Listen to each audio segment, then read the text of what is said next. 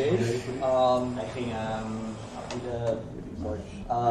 with a session about infrastructure security, which is kind of pain for all of us being devs. So always we just point on them, DevOps.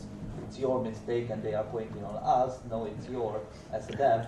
And then here comes the project manager who just wants to resolve everything. But regardless of that, I'd like to present you Tiago, who is also representing OutCloud as a new way of simplifying DevOps. As you also see on the shirt.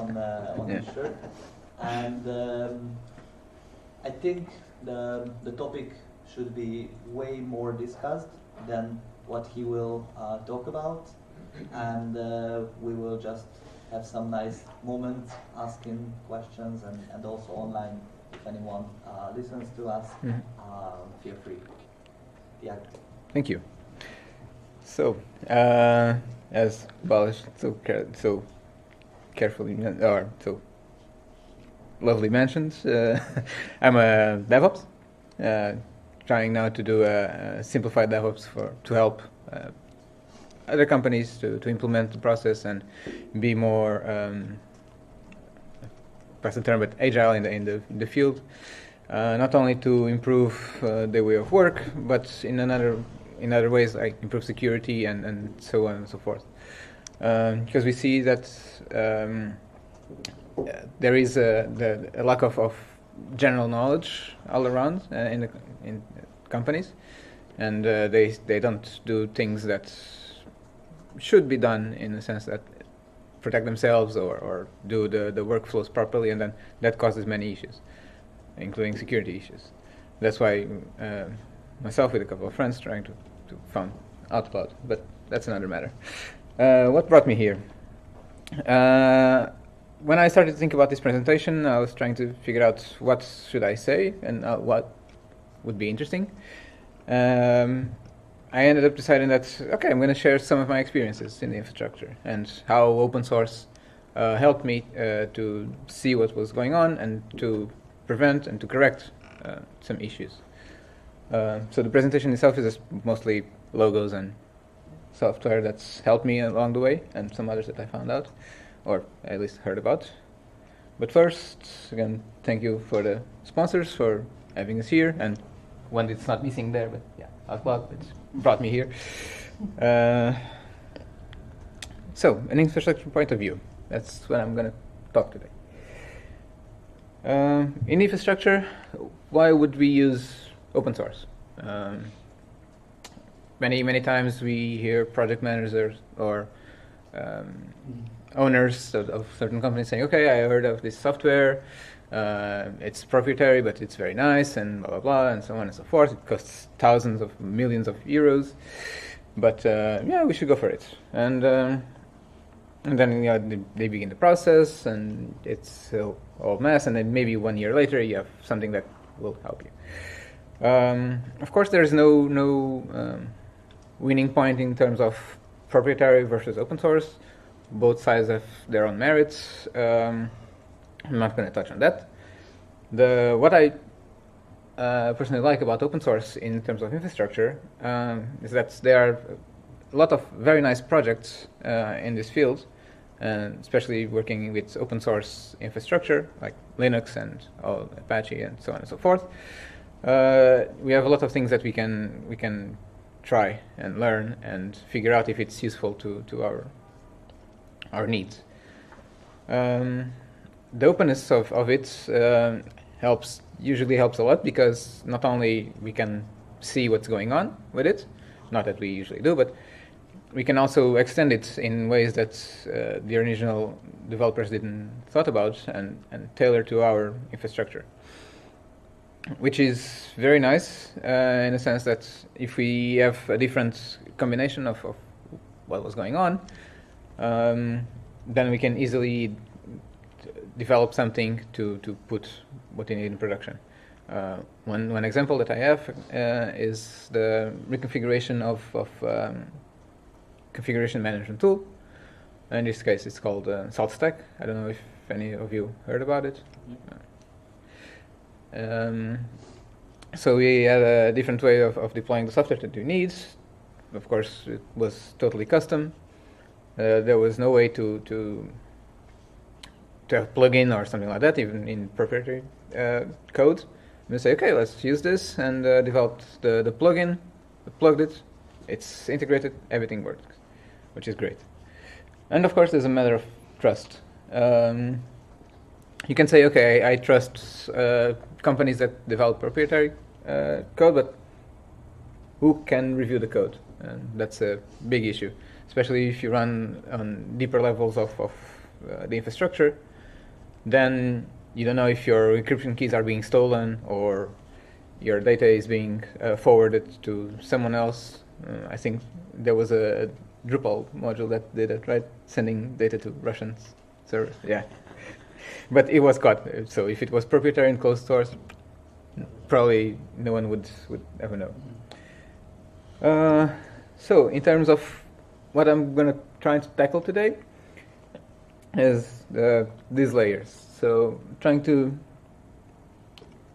apply or talk about how we, or I, in my career or path, secure the network, operating system, and applications. Well, application I'll leave it a bit to the end, but the first two are the most important parts that I usually tackle.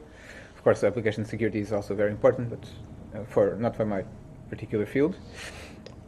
How do we monitor and audit? I split monitoring and audit because although audit can be seen as a sort of monitoring, in this context is more of active auditing, so targeting the infrastructure and trying to find yourself vulnerabilities on the running or something like that.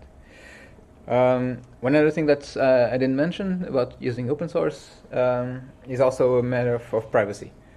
How many of you still use the ISP router, for example? Maybe all of you use the ISP router. There have been cases that... no, you don't use? No? Okay, that's good. Because there have been cases that the ISPs opened vulnerabilities in the routers so that they get exposed and other things. With open source, you can control even your network at home, so you can secure yourself even better. And that's why I have here in the secure network, the sort of softwares that we use, I have OpenWRT. It's probably one of the best open source router software that you can put at your place and secure your home. Regarding the securing the network, one of the main ones that I have is pfSense. It was probably my best friend for about 1 year or so. As I went to a company, they are having a lot of issues with the network. A lot of parts were open, no one knew what was going on, and one day it suddenly crashed, the network. And I had a discussion with the boss and said, okay, look, we can wait for the manufacturer to help you in this and probably take you a month, or I can just deploy a virtual machine with this. It's free, but if you want, you can pay for support, which is great on most, or at least the big open source projects. You can also get support, so that argument is usually thrown out of the way. And we'll see. And it's a very well-known project. And if you want, you can have your network back up in like 2 hours. And of course, the guy was losing money because they had a lot of people working there. And we installed it, and it worked great. Performance was even better than the closed source solution. He was happy. It's still working, and more that guy is using open source tools and software to do this job, which is great. And that's how pfSense helped us in this case. Of course, there are a lot more solutions that you can tailor to your customers if you want. And but the most important part is how they can build together. So if you use not so well-known software in network that is going to be deprecated soon, or is not that extensible or not well-known, then you compromise basically your full infrastructure. If you have to change the basis of the infrastructure, which is the network, then basically just throw it out and start over. Regarding monitoring of the network, there are a few nice projects. I like these two here, the Snort and Suricata. What they basically do is stay there in the network. They get the packets usually sent from the firewall or the switches or all the network equipment, and start to see behaviors. And if your users or your machines are trying to access things that are not supposed to. One good example that I have, well, going back on the other client, that I implemented the pfSense. pfSense also supports natively the Snort and Suricata. And we said, okay, now it's up and running. Let's install this. It will have minimal load on your machine, so barely loss of performance detected. And we started seeing that people were using torrents at the workplace. And why? Why are you doing that? You shouldn't. And then we started to see, okay, there's more weird behavior going on. We should block this and that. And eventually things got a lot better. The performance of the network, or the internet itself, got better because there was no people hogging the network anymore. And one of the good things that it has is that they can learn. So if they see that people is trying to do that behavior more and more often, you just block them off the network. That's it. Good luck. And it does more or less in an automatic way, which is great for big infrastructures because you don't want to be there full day watching and trying to say, okay, this guy doesn't know. It will do automatically. On the other side, we have the rest of the monitoring, which is very important as well, because if you start seeing problems, and I had that as well, not in the same client, but another one, where we started seeing that the traffic was increasing so much that because there was an issue in communication between the front and back end, and it was actually bringing the network down. And monitoring in this sense helped us saying, okay, we have an issue on the network, let's start working on it right now, because we're starting to see that this is going to be really bad really soon. And it saved us a lot of trouble, saying, okay, the application was misbehaving, was shut down, the network recovered, nothing was lost, which is great. In terms of auditing, maybe you know all these tools. Yes. Especially this one is very nice. Although it's an operating system, but it can be considered a tool as well. What can I say here? Auditing network. It's a very important task in a DevOps or a system administrator or any people that work on this field. Because sometimes you can do misconfiguration or things that you don't know, and if you try to, and in a huge infrastructure, let's say thousands of machines, it can go unnoticed very, very easily. So from time to time, it's good to audit it and see what's going on. For example, Wireshark was very useful in the sense that we discovered an open or unencrypted communication with a mail server. Which luckily was internal, but we could get passwords of everyone there. So, okay, this is not good. We managed to fix it. Nmap was useful all the time to see what's going on with the machines, with open ports that shouldn't be, or are they listening to something that shouldn't, or whatever. And Kali, of course, is not only but for network, for other things as well. But it's nice that it's all integrated in one operating system that you can launch from a live USB installation and monitor or audit your infrastructure. For example, auditing wireless networks. It's perfect because it has all the tools there. you can capture some packets on the net, on the wireless, trying to analyze and see, okay, it's vulnerable to well-known passwords, for example, or something like that.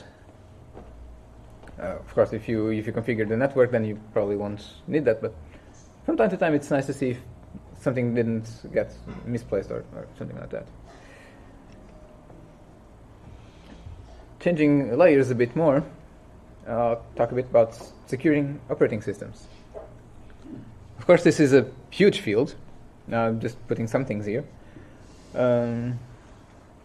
Mostly targeting open source operating systems like BSD or Linux, which is I work more. But most of these projects also work on Windows or other things. There are lots of ways that we can secure an operating system, but of course the main thing is the entry points. So authentication and other things, if those aren't secure, then anyone can do whatever they want. That's why I have the free IPA and Samba here, because most of the time we see customers saying, "Oh, okay, but I want to use Microsoft AD because I want to integrate the authentication systems. I want an Active Directory," and you can say, "Okay, but most of the infrastructure is like open source. We can use open source tools to implement that as well." That's where Samba comes in. Most of the times it's thought as just a file sharing or printer sharing, but no, actually you can implement a full Active Directory in Samba. And it works very, very well, even with Windows. You might not have all the bells and whistles, but they are implementing it as fast as they can. Right now, I think they are in the 2012 compatibility layer with Microsoft, so it's fairly good for most of the things. Might be a weird question, but what is an Active Directory exactly? An Active, you know what LDAP is? No. Okay. I've heard of it, but I don't know what it is. Okay. Active Directory is it's a central place to have users and configurations about computers, users, mailboxes, and all those things. Think of it as a configuration database, let's say, but just for those things. And free IPA kind of uses Samba underneath, but it does more. It's a more tailored solution, like an Active Directory, but for Linux and BSD. What you can say is like you point there and say this user only has access to these machines, for example, and you can configure it all of it centrally. And when a user tries to log in, it will check there, and if he has access, it does. If not, then it gets rejected. The only sore thing that we have here is, unfortunately, ClamAV. It's the antivirus, the open source antivirus. But unfortunately, its hit rate is quite low compared to other proprietary solutions. Usually it gets around 60 or 70% of the targets, which, yeah, unfortunately it's not that good. And that I know of, there are no other open source antivirus solutions. Then we also have encryption. I have here Lux, which is Linux Unified Key Setup. It's missing there, but it doesn't really matter. It's a way to encrypt data, particularly on Linux, but I think it also supports BSD in a sense. But of course there are other solutions that you can use to encrypt data. Linux in this case is my main target, so that's why it's there. But usually, natively, all the operating systems, open source operating systems, support encryption natively. So having a project, yeah. So have you thought about why there are not so many open source antiviruses? Could this be a product which is not viable as an open source solution? I think it's more towards there is not much of a need, or the field thinks there's no need for that. And they see ClamAV is good enough for most of the cases, which of course it's false, but yeah, there are no other projects working on open source antivirus. And not only that, but also having a good sample to kind of train your antivirus is not easy in open source. Because the big companies that produce proprietary antiviruses, they have huge labs trying to develop strings of viruses and malware and all those things. That in the open source community, it might work. I'm not saying it's possible, but I don't see many interest in that in the community. And since mostly Linux is not exactly target as a virus source, let's say, that's why they don't have that much interest in producing an open source antivirus, which is sad, very sad. And okay, monitoring. Well, this is the usual. I forgot to put one here, but I think it's missing here. One of the things that we try to put as much as possible as well in monitoring operating systems is a CM, as we were saying, because we can then ship the audit logs from the machine to that system, to a CM, to do analysis to see the behavior of the users or the applications that are going there. So what's happening on the machine, and maybe raise an alert saying, okay, this application is trying to access specific files that are not supposed to. Go check it out, what's going on. And usually it's the operating systems have their own mechanisms to audit. For example, Linux has Audit D.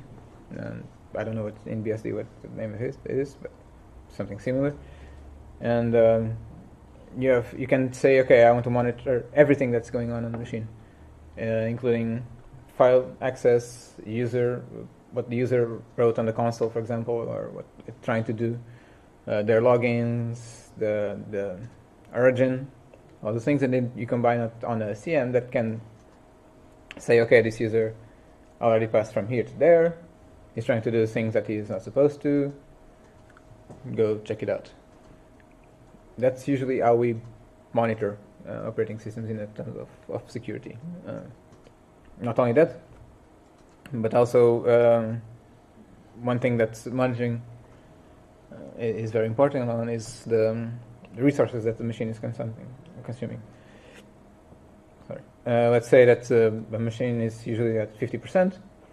If it has a spike and we don't see any spike somewhere else on the network, for example, that huge traffic is going on, then okay, something must be wrong with the machine.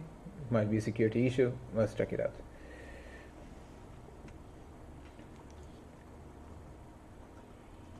In terms of auditing, that's another field that doesn't have that many tools. I mean, specifically or broad enough to do it. Kali is one of them in terms of having a bundle of everything. But let's say that you want to see if your machine or your infrastructure is PCI compliant. You have, for example, OpenVAS. That's a fork of Nessus, which is now a closed source solution. And they have a lot of tests that you can do, like file system compliance, update compliance, configuration compliance, all those things. And you will take hours even in infrastructure and say, okay, now this is the report, and we have this to fix. It was very useful in the past in a very old infrastructure that I had to work on. It generated like I think it was 500-page report on the infrastructure because of the amount of vulnerabilities and misconfigurations that was going on. That helped us create a nice plan to say, okay, just get rid of these machines, they are not used anymore, or we can migrate the data all of the things. And it helped us a lot because the procurement enough to get Nessus in that time would take us at least 2 months. And of course, during those 2 months, the infrastructure was vulnerable. And so, just run OpenVAS.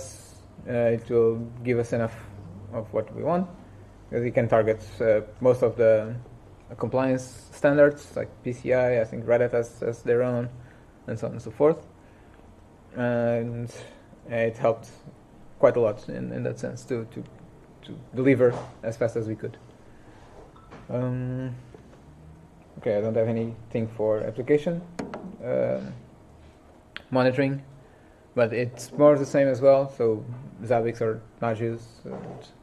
Basically, Zabbix is a big tool that you can plug everything there and monitor almost everything. And since it's extendable as well, being open source is very easy to do.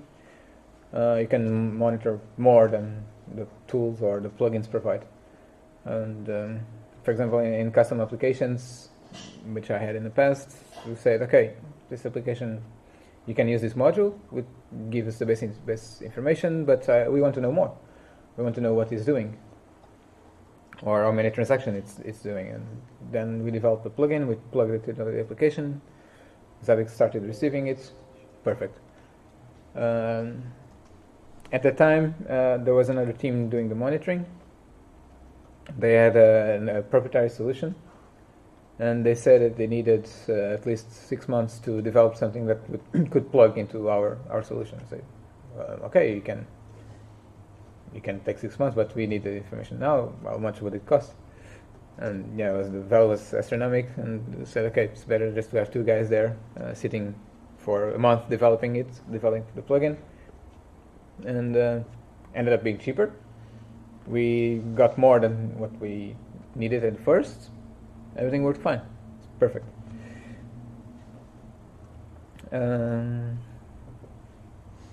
Regarding security, it's again more or less the same as we had in network. As most of the tools that work with network are pluggable for applications to query and do those things. One of the things that probably are not in the same field is, for example, OpenID, which is an open source authentication solution that's mostly tailored for applications and doesn't integrate well with network or operating systems. There are no good plugins to help us do that. But and for example, another one is the CAS solutions, and so on and so forth. But there are a lot of open source solutions for applications to help them secure and I was just going to ask on monitoring and auditing applications and operating systems. Do you have a favoured sort of open source solution for log streaming, log archival, that sort of thing? We've used Sumo and Sumo Logic and Splunk and tools like that. For logging, I would say the Elk stack is the most common one. It's extendable as well. You can do a lot of things with it. One that uses the Elasticsearch part, but does the other things different, is Graylog, which you can also have log rotation and politics and all that on the field. I would say those are the 2 big ones in terms of logging and everything. The good thing with the Elk stack is that it has already so many plugins that you can build a lot more around it than just logging. You can do alerting as well and other things. And okay, more questions.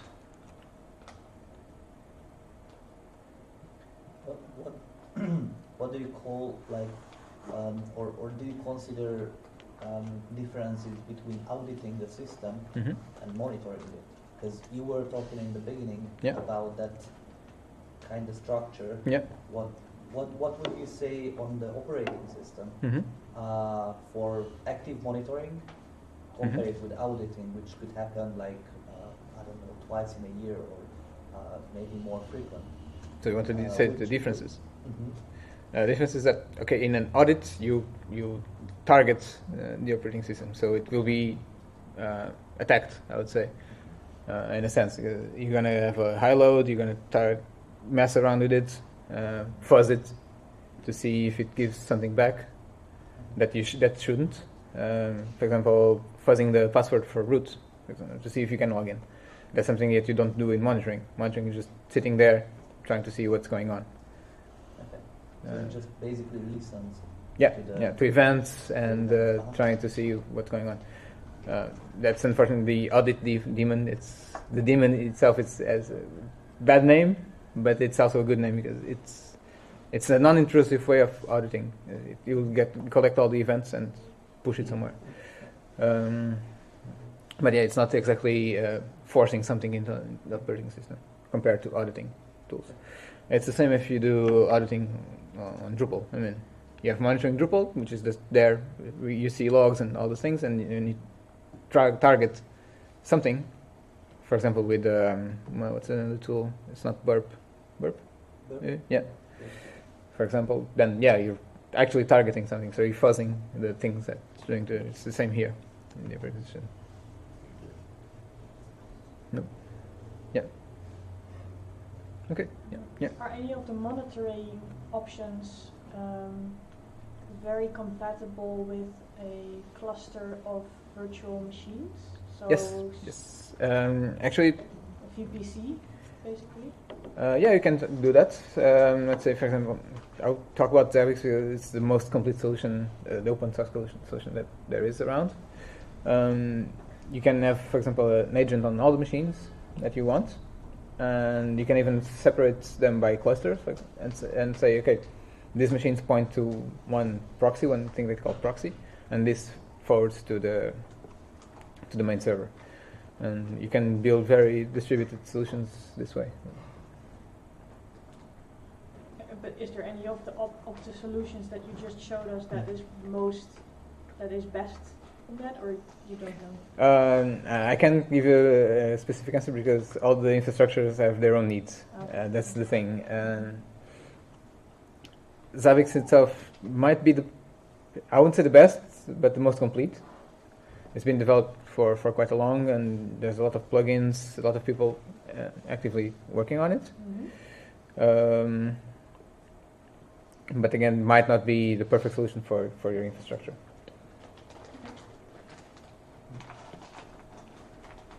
Yep. With regards to usability and ease of use, what would you recommend with regard to the previous question? Ease of use. Good question. I would recommend something else, actually. For example, what's the name of it? It's not Prometheus, the other one. I forgot the name of it, but if I remember, I'll let you know. Because Zabbix interface, for example, is not. They're improving a lot in later versions, but still, it's not that easy to go around. If you're just interested in monitoring, for example, just seeing, for example, graphs and stuff like that, Grafana is a good one for that. You can display data very easily and see what's going on in a very, very easy way. Graphite is the other one. Yeah. Okay, thanks. Yeah. Okay. Thank you, Tiago, for all the tools. Thank you.